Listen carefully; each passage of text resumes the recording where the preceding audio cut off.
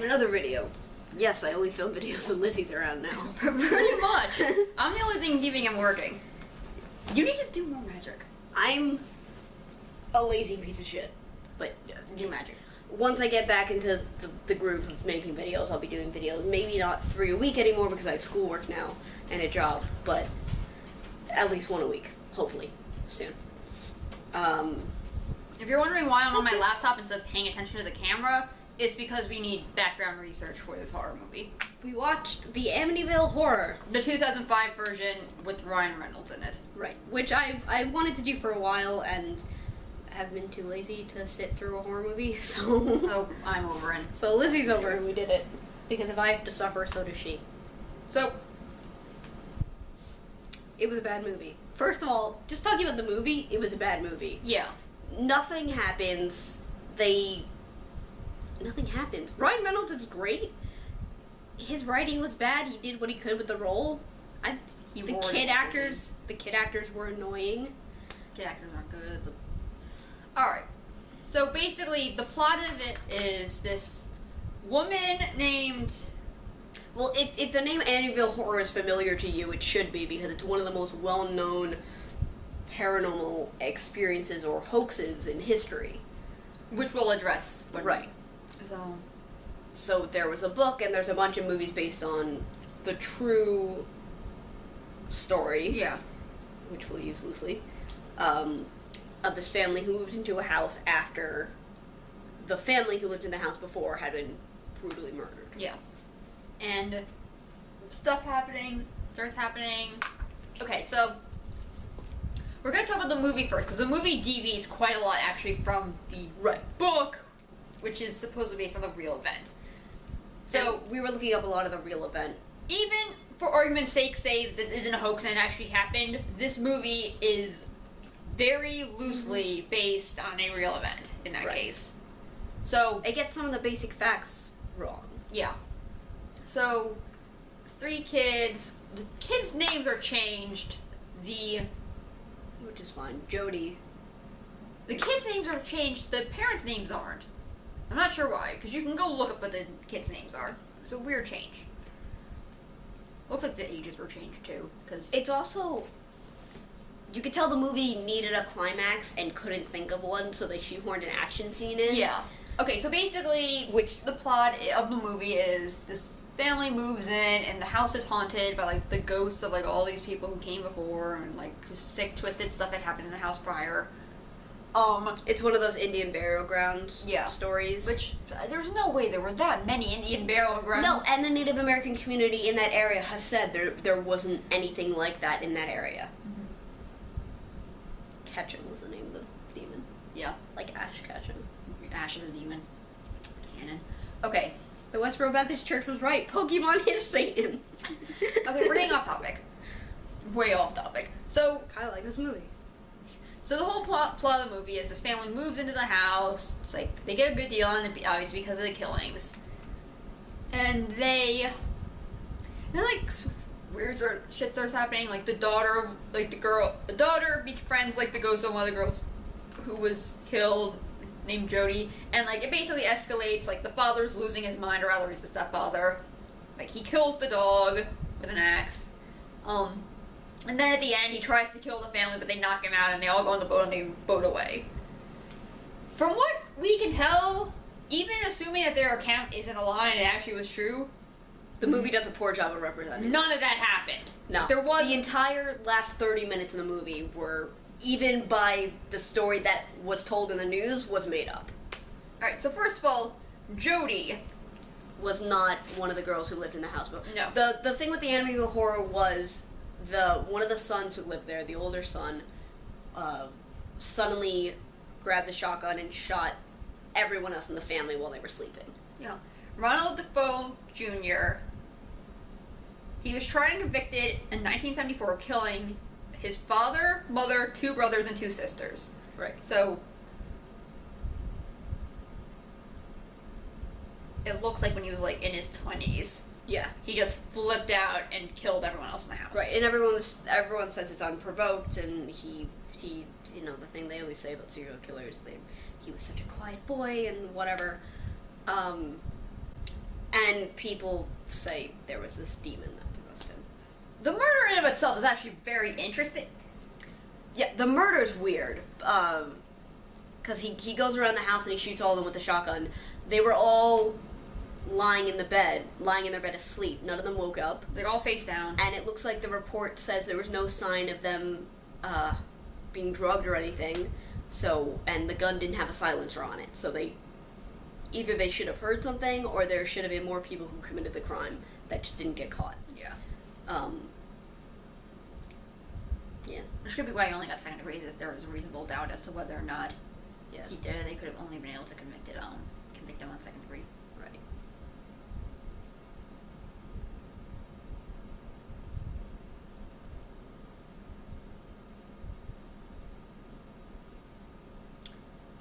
No one can keep their story straight having to do with this house.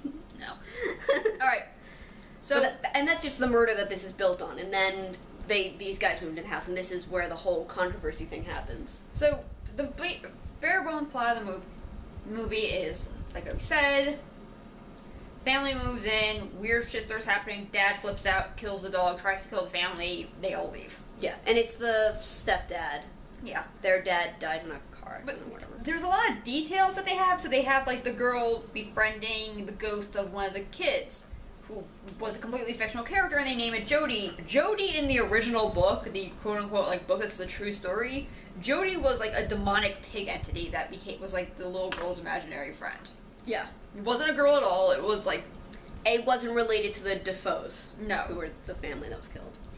It was just a creepy thing. And in the movie, it was that girl. And even in the movie, there was two things that we saw. I guess the murderer and Jody. And they never said if Jody was bad or not. No. And the babysitter. The slutty babysitter. Yeah, there was a slutty babysitter for some reason. That was weird. Which was also a thing that probably didn't happen. The babysitter came in and she goes into the closet where the girl's body was found or whatever, and she, like, gets locked in there, and the ghost girl, like, hurts her. Yeah, And like, she gets taken away in, like, an ambulance. Yeah. We're pretty sure that didn't happen in real life. Because if that happened, it would have at least... There wouldn't be so much controversy if something like that had happened. Nothing physically happened to these people. Yeah, there's no... the whole issue with the Amityville horror claim is there's no physical evidence that can be, like, documented by both, like, them and, like, the neighbors. Yeah. So, it's just nothing like that happened. The part of that I do believe is that the babysitter came in and told them the story about how the guy murdered everyone, because I believe something like that would happen, and then the kids would take that story. But there's also no mention of it here, and I feel like if that had happened... It may not have been something that went into a police report. They hired a babysitter. Yeah. That's a mundane thing, but... So... But also that may not be something that would go into the police report, but that would be something going into the book they held, right? It's true. I don't know. The movie, even if you're saying the book is the true events, if you believe the paranormal stuff, very far. The movie doesn't follow the book. So, going to the actual events... Because, okay, in theory this is a hard corner about the movie, but you need to know, the movie's shit. It's not worth a watch. It's just not a good movie. It's boring, which a movie based on this book would be boring, because nothing happens to these people. Even saying the horror things that happen, nothing physically happens to these things. It wouldn't necessarily be boring if you did it right. Yeah, Stanley Kubrick was directing this, maybe. You could make a movie off this right if you built it more on suspense, dread, and atmosphere than events. Right. Because the events that happen, even if you believe the paranormal events, were not things that make for interesting watching. No, there's no real climax to the story. Eerie. Yeah, there's no real climax to the story. The climax of the real story is just like after 28 days they pack up and leave because they're creeped out. Which, yeah, it's not something that's easy to turn into a movie because there isn't much that... Yeah, Stanley Kubrick could do well with this, but there isn't much really that makes for a good horror movie. Okay, so... It's just creepy.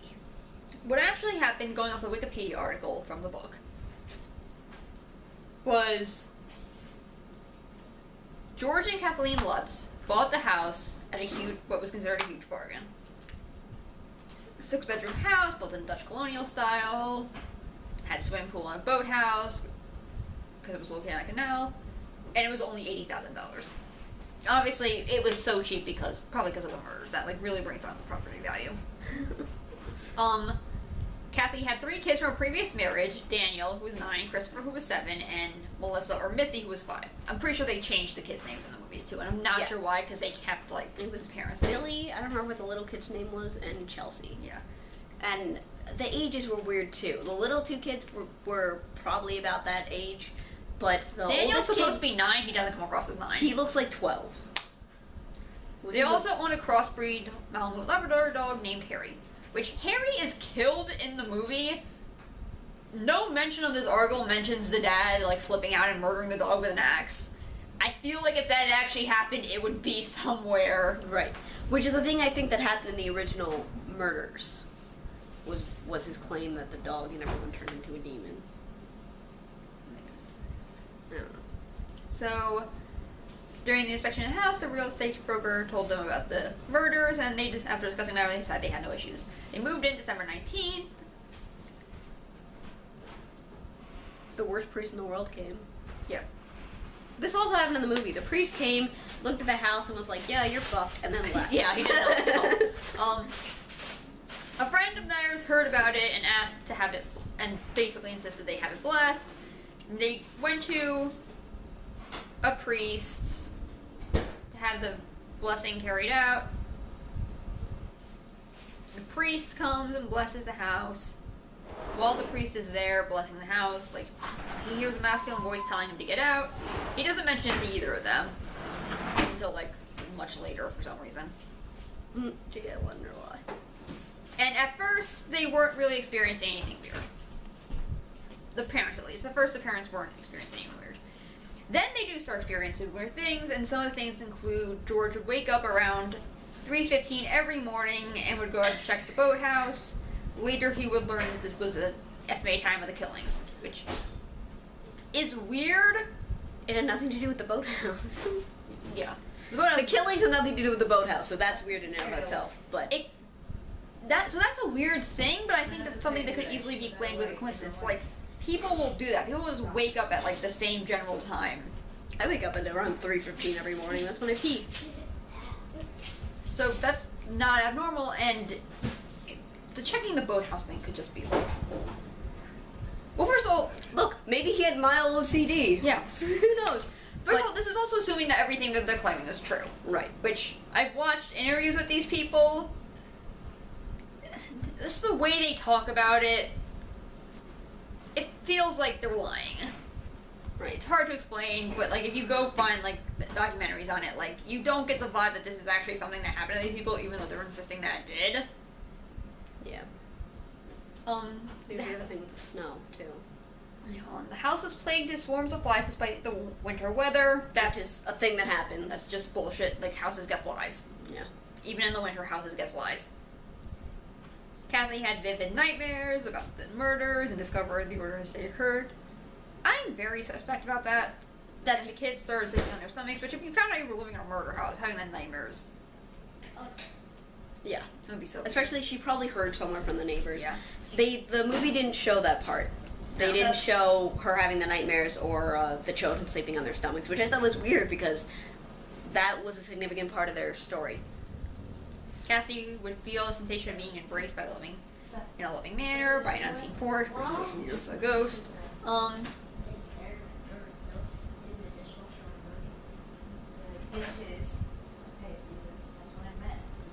So the Red Room.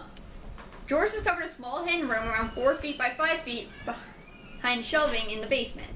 The walls were painted red and the room did not appear in the blueprints of the house. The room became known as the Red Room. This room had a profound effect on their dog, Harry, who refused to go near it and cowered as if sensing something ominous.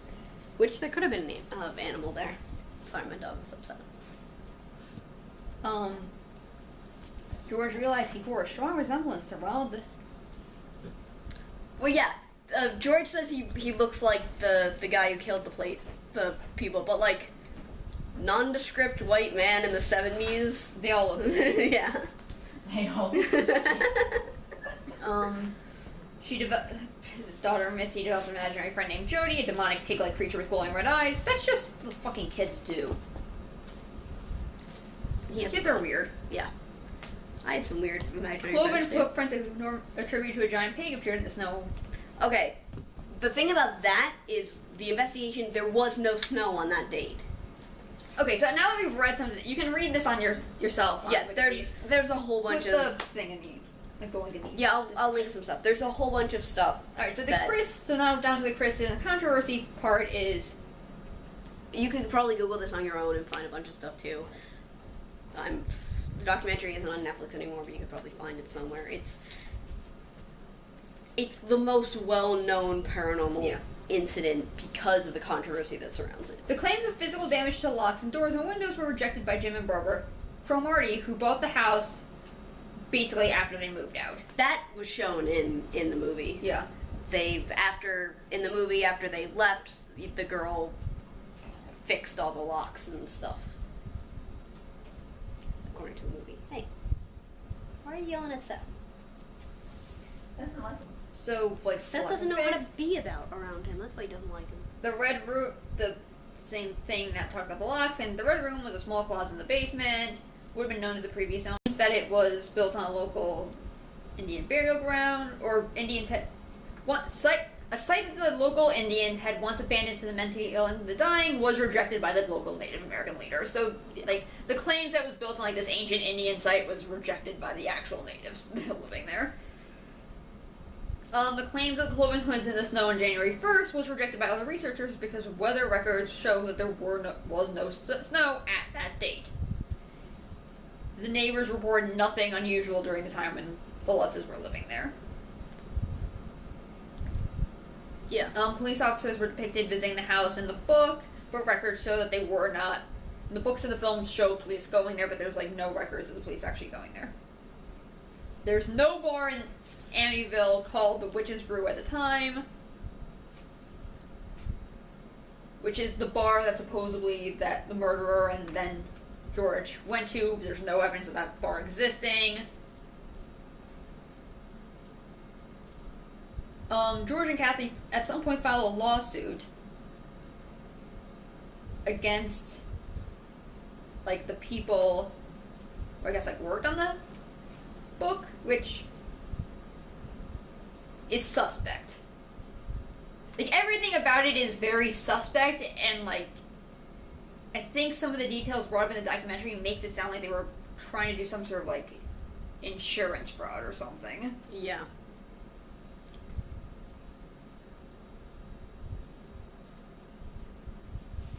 Yeah, the movie's not good. The hoax is interesting. Yeah.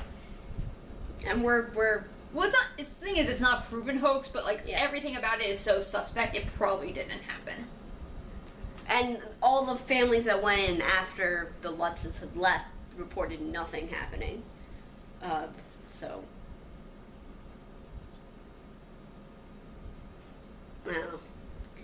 Look, if you believe in the paranormal stuff, that's... Yeah, the various owners up to you, of the house since the Lutz family left in 1976 have reported no problems while living there. James Cromartie, who bought the house in 1977 and lived there with his wife Barbara for 10 years, commented, "Nothing weird has ever happened except for people coming by because of the book and the movie." Yeah. Even if you believe in the paranormal stuff, this is not a strong case for it. No. There are cases where they research and they can't find definite explanations for things, and things do match up a little too well even to be called coincidence. And if you want to say that's paranormal, fine, that's up to you. But this particular case is not a strong case for the existence of paranormal stuff like this. It's not. Which, do you want to mention your new thing? Well, we can say, we have to iron out the details, but in addition to Horror Corner, we're going to do a Horror Corner Exposed kind of thing. Basically inspired by my love of the Salem Witch Trials and this movie, where we go and look at, like, different, like, horror events in history and talk about what was actually going down. Right. So, things like the Amityville Horror and The Salem Witch Trials. I want to look into the one that was in The Conjuring too, because that was a good movie. Probably like where we basically like go and look at the evidence and say like, no, this was just complete bullshit, or there could be something to this. Right, and it's an idea for now. I'll work out the details and everything like that, especially since I'm gonna need someone to talk to do stuff like that, and that's usually Lizzie. So worst case, I'll just Skype you in. Yeah. But yeah, it's not a good movie. No, well, I would definitely not recommend it. The No. only reason I would recommend it is if you really like Ryan Reynolds. At some point, he shows his abs. That's Yeah, but just look up the gif of that scene because Yeah, it's like one scene. It is. It's only one scene. He's like chopping wood. And it's funny because in the beginning I was like, it looks like he's gained weight, and then his shirt comes off. He just had a beard. Which, hold on. Actually, the chopping wood thing. There's another thing I want to bring up, which there's a scene where he's like making the oldest son like hold the wood as he's chopping it, and it's just like if your new husband was actually doing that to your kids, why the fuck wouldn't you divorce him immediately? And the kid was like crying and terrified. There was another part where she goes to the library to research the same because she suspects that he's being possessed by a demon, and she leaves the kids with him while she researches this. There's a scene where the child like climbs the roof and tries to jump off it, which is another thing I feel like would be something the police would have known about had that actually happened. I think the article mentioned she talked about the window and jumping out of the window. Possibly. But Kids are fucking idiots. If the actors... Just the thing was written very poorly. Then when they get her off the roof, the mother is just screaming at the 5-year-old daughter like, yes, that'll definitely solve this problem. Yeah, actually they were very unclear as to whether or not Jodie was good or bad. Yeah, because a lot of times they showed other clearly adult male arms around Jodie. But then Jodie was the only demon we saw clearly. Mm-hmm. And then she's the one who resets the house in the end. So, but then she gets pulled under by the... Yeah. It's very unclear. It's not... I wouldn't recommend it. It's not a good movie. It's the climax. It's not a good movie. If you want to watch something about the Amityville Horror, watch The Conjuring 2. Talks a little bit about the Amityville Horror in the beginning, and that was good. Conjuring 2 is a good movie. I did a horror card on that. And look up the documentary. Any documentary about the Amityville Horror is going to be more interesting than this movie, even if you don't like documentaries. Trust me. It's not a good movie. No. It's not a good movie. No. I think that's it. I think that's it too. Like, comment, and subscribe, as always. Share this video if you can, because I need followers. Circulating tapes. I'm gonna try to post more now. I promise. Don't hold me to that. I'll hold you to that. Bye. They can't see you. There she is. Guess the spirit by Allison.